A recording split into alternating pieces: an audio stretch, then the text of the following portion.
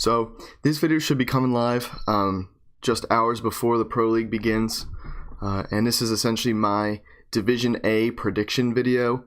And I know this is a little bit later than I had originally expected, but I figured it would be best to release it closer to the time of the actual league itself so that I could, get the most accurate predictions based on the last few days that I've potentially seen of practice, things like that. And also just give myself some time to kind of process everything and get it together. So the Division A teams are Echo Fox, Era Eternity, which is of course Doom Clan, Mind Freak, Optic, Red Reserve, Rise Nation, Team Caliber, and Team Vitality. So for me, straight away, the top four is pretty easy to call, in my opinion. I think that in order, I'm probably going to say Team Caliber, Optic Gaming, Echo Fox, Rise Nation. And then I'll say fifth, I would want to put probably Red Reserve. And then six, I'm going to say Mind Freak, which is probably kind of bold, but I do like their squad. So, I think that they have really good upset potential that we've seen in the past few events between, Infinite Warfare and World War II. So for me, Mind Freak is a team that can always come in and cause an upset. And for that reason, I think I'm going to put Mind Freak at that number 6 spot, which of course would leave Era Eternity or the former Doom Clan team and Team Vitality in 7th and 8th. And for me, just looking kind of at all the teams, so Team Vitality for me is by far the weakest team in the bracket or in the whole thing. I think they just they haven't really shown me anything outside of a few maybe individual, they've had some decent series against pretty good teams, but the series that really jumps out to me is that Team Vitality versus Ground Zero match from Dallas, which was a really good match to watch as a spectator. But obviously Ground Zero is not even a pro team now, so, and that Ground Zero team of course also broke up. So for me, Team Vitality just doesn't really have what it takes to beat most of the teams in this group. Could they take a series off Era? Yes. Could they take a series off Mind Freak? Yes. Could they take a series off Echo Fox or Optic or Red or Rise or TK?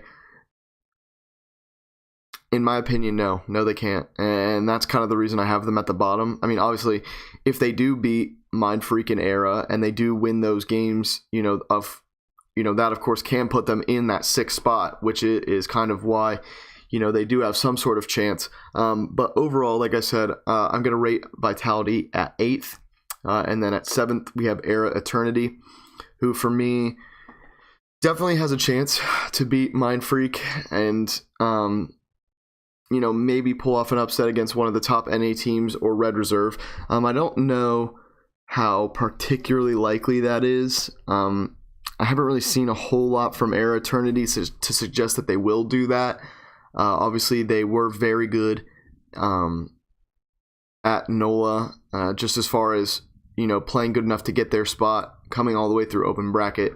Definitely a great performance from them overall at NOLA because it did secure them a Pro League spot. But for me personally, I don't really buy into this team. I really thought that on paper the Complexity team was probably a little bit better than them, as well as the E6 roster. So for Era Eternity to make it in over both those teams was kind of a shock to me.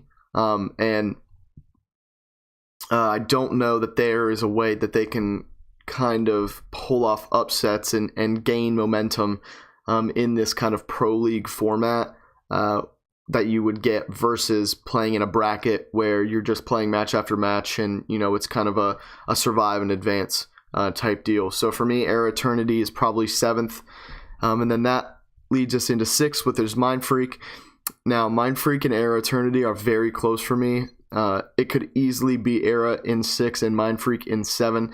But for me, the reason I'm taking Mind Freak over Era Eternity is because Mind Freak has, in the past, played very well in particular series against particular teams.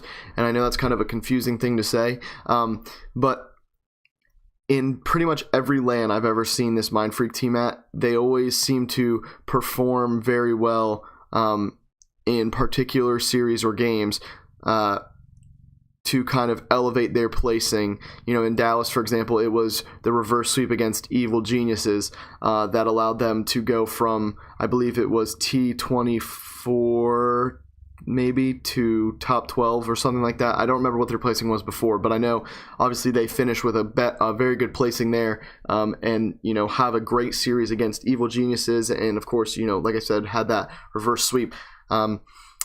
But Mind Freak, for me, they can do it like once an event. Like, they seem to be able to pull out these series where they just perform like they are the best team in a region, right?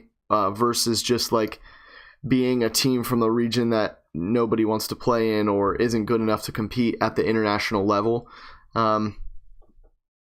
So for me, yeah, I want to put Mind Freak at 6, but the only thing is that, you know, easily they could not find that series this weekend, and they would end up placing 7th against Era. But for the prediction's sake, again, I will put them at 6, and I will you know, put my chips all in on Mind Freak making it into champs into season 2 of the Pro League. So after that, we've got Red Reserve, who Red Reserve for me is a very good European team. Obviously, they're the second best European team. In my power rankings, I had them in the top 10, of course. And I know a lot of people actually kind of criticized at how low I had them in the top 10. Many people thought that this NOLA performance of top 4 kind of showed them to be a better team than we may have believed. And for me, the power rankings that I gave are very based on, I mean, they are based on statistics, of course, and like how good they did at tournaments and placings and things like that. But I think a lot of it for me is eye test based. Yeah, I know like people in my comments of that video were saying things, you know, kind of like how these teams were outplacing this team overall. How can you put, you know, how can you still have Optic Gaming at 2nd when they really haven't placed well overall at an event? You know, and for me, the reason I put Optic Gaming in 2nd in the power rankings, and the reason I have Optic Gaming, you know, potentially winning this group, is because Optic Gaming has the potential to win a tournament at any time. Like, any tournament that Optic Gaming goes to, they can win the tournament, which is why I can never put them below like 3 or 4, because I still have a strong belief that this Optic Gaming team can perform, you know, at a championship level, right? And so until I see that, you know, until I see the proof or come to the realization that, okay, this Optic team really isn't going to have the chance to win at, you know, win a championship or whatever the case may be, or win the Pro League, or, you know, win their Division A, you know, that's when I'll start putting them lower. But for me, a power rankings, you know, should be based on how much a team, you know, how good the team is overall and how good of a shot they have to win a championship, things like that. And so for me, Optic Gaming has to be at number 2, because there's only one team, in my opinion, that has a better chance, and that is, of course, Team Caliber, because they've won both of the previous big LANs in this Call of Duty title. But to get back to my point, Red Reserve is, for me, they are a very good team, obviously, and they easily could break top 4 here. I think Rise Nation and Echo Fox are 2 teams that could definitely concede a series to Red Reserve. Optic Gaming, maybe. I mean, we've seen some close series with Optic Gaming. Obviously, they just finished 12th at NOLA, so you know they're grinding and trying to get better, which is why I kind of have Optic Gaming a little bit elevated over Rise and Echo Fox, despite the results at NOLA. But yeah, Red Reserve for me is pretty secure in fifth overall, and I don't think that they could drop out of top 6. Like, I don't really see a way in which Red Reserve doesn't make it into champs and into the playoff bracket.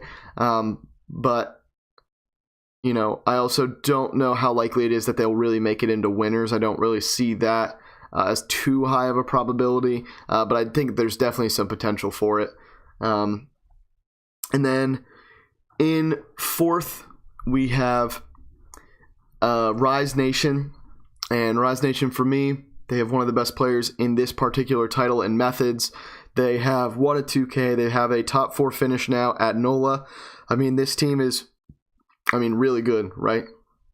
This team is amazing at just, getting these top finishes ever since this roster formed.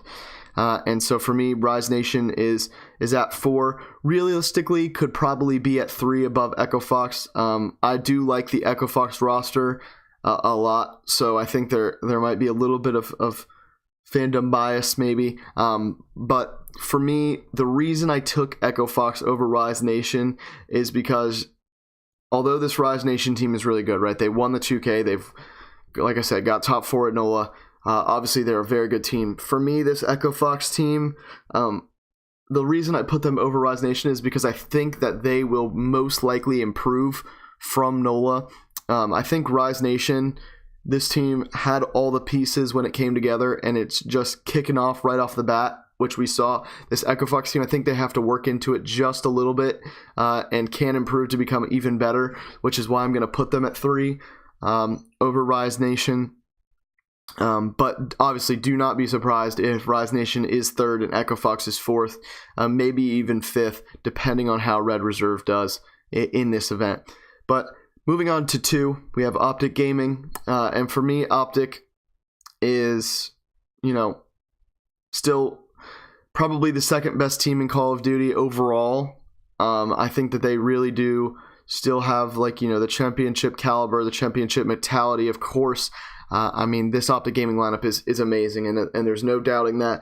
But going up against TK, I don't really see them beating Team Caliber. Obviously, all the series we've seen between those two teams have gone in favor of TK, outside of some of the 2Ks to start the year, of course. But I think Team Caliber is just rolling right now, and I don't really see a way in which they lose this pool overall. I think Optic Gaming definitely has some sort of upset potential against them in a particular series even, but for me, I don't know that Optic has it that they can win every single series. Like, even if Optic beats TK realistically, there is the inconsistency we've seen from Optic in this game particularly that leads me to believe that they could easily, beat TK and then lose a series to Rise or Echo Fox or Red Reserve or something like that, which of course would, falter them greatly moving forward,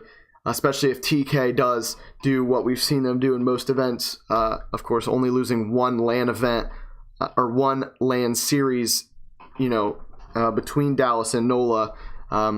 Again, leads me to believe that they will do just fine at this Pro League and not falter against maybe some of the weaker opponents that Optic Gaming may struggle with. So overall, like I said, I've got TK winning the group. I've got Optic 2nd. I've got Echo Fox 3rd, Rise Nation 4th, Red Reserve 5th, Mind Freak 6th. Era Eternity 7 and Team Vitality 8th.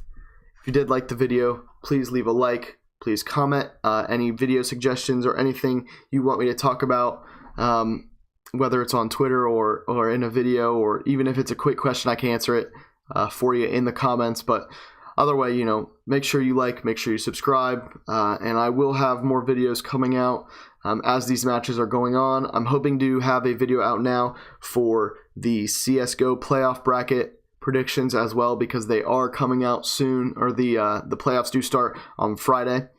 It is of course Tuesday as this video is going live. So without further ado, we will see you later, and I hope to see you guys in the next video.